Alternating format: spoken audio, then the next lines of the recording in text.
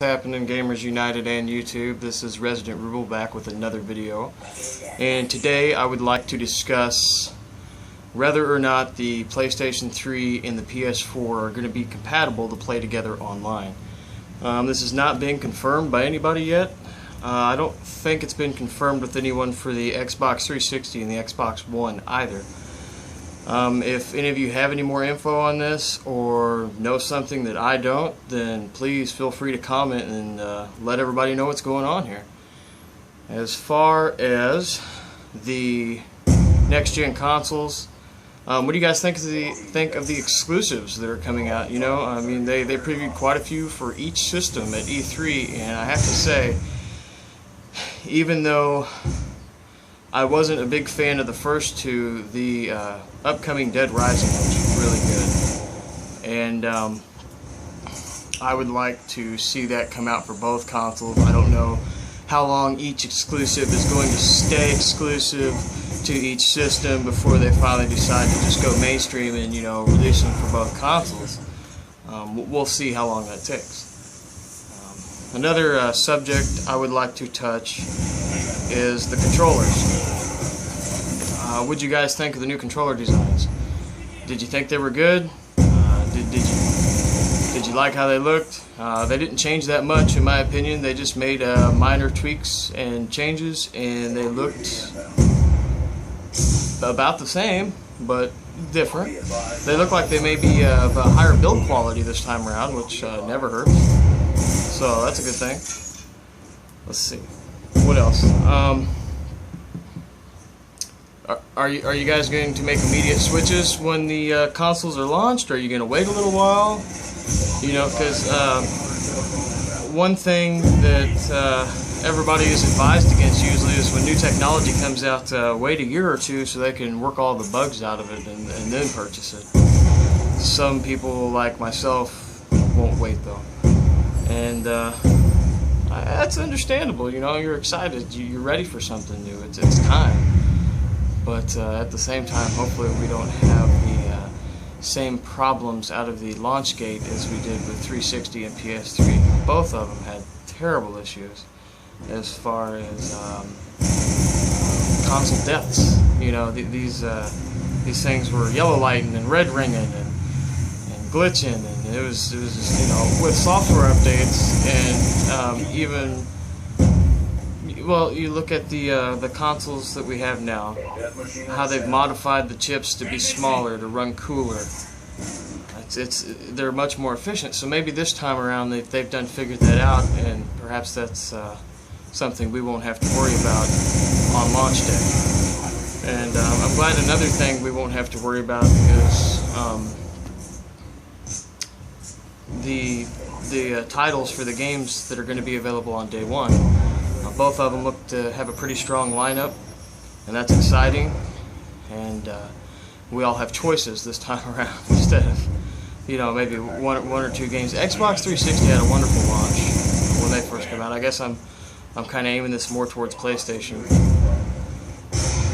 Speaking of PlayStation, does everyone know that in order to play multiplayer on the PlayStation 4, you are going to have to be subscribed to PlayStation Plus. It's kind of like Xbox now. It's $50 for a year. They said the price won't change, so if you're already a PlayStation Plus member and you enjoy it and you are just going to keep buying it, then you have absolutely nothing to worry about. But I suppose for those mainstream gamers that aren't very hardcore and don't feel they need PlayStation Plus but like to play online, aren't going to have much of a choice. And then there's kind of it's kind of confusing, because they say that's going to be up to developers of whether or not they're going to make you or make it to where you have to have PlayStation Plus to play online, but they don't really clarify, you know, how you're going to know you need it or not. So I think I would just find it safe to go ahead and purchase PlayStation Plus if you're an online gamer. I did get some feedback on my first video, and I guess it wasn't apparent to me Resident Ruble here. Sorry about that last video, I got cut off. I'm not sure why my record limit is set to 5 minutes. I'll look into that and get it fixed. But before I got cut off in the last video, I was talking about the link in the first video description. It will take you to a mobile Facebook site for Gamers United. Another way to clarify who we are on Facebook is when you go to your search bar in Gamers United on Facebook. Sorry, getting tongue-tied, guys. When you go to your search bar in Facebook and you type in Gamers United, it's all lowercase. There are no capitals, and there are only 2 other Gamer United groups as far as I know. And their little symbol or picture, when you search for the group, theirs is a D-pad. Ours is a computer chip. Sometimes on the mobile Facebook site it shows up as like a little laptop. I don't know why that's different. I believe on the full Facebook site though it does show up as a computer chip. And we have right now around 330 members. So if you click on the Gamers United and then you click on our cover page, it'll take you to how many members we have, and that's about how many we have right now. So that's another way to clarify to you who we are.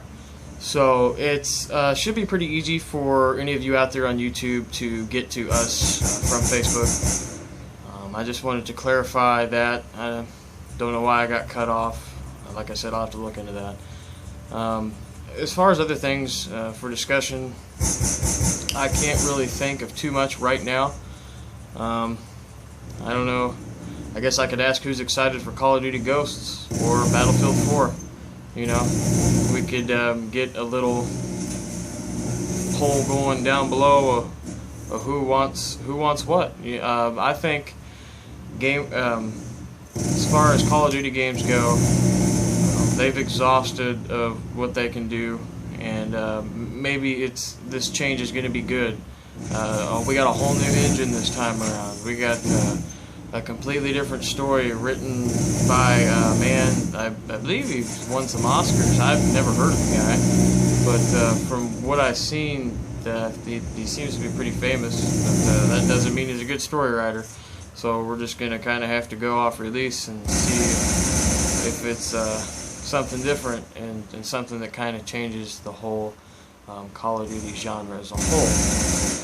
Now, Battlefield 4, they said is going to be completely different this time around. It's going to be nothing like Battlefield 3. They said the developers of Battlefield 3 were so worried about the competition, aka Call of Duty series, that they didn't get to make the game the way they wanted to. They didn't get everything in it that they thought should have been in it from the get-go, because they were wanting to aim it and steer away Call of Duty fans to Battlefield. You know, they had quite the war when Battlefield 3 and Black Ops 2 come out. And as far as I know, I'm pretty sure Black Ops 2 still outsold Battlefield 3. But maybe it'll be different this time around. Maybe it'll be more balanced. Maybe there'll be 2 completely different shooters. And I'm just fine with that. I like variety, and I hope that that's the case. Now, The Last of Us released, I believe, 2 days ago. Is anybody playing that? How's that? I haven't got a chance to pick it up yet. I'm quite curious about it. I know right here on YouTube I can search lots of gameplay videos, I can search reviews, but I want to hear from you guys down below in the comment section. And let me know what you think, and tell me if it's worth the $60, or should I wait for it to go down in price and purchase it used. Alright, well, I think I'm going to go ahead and call this video done. I want you guys to rate, comment, subscribe.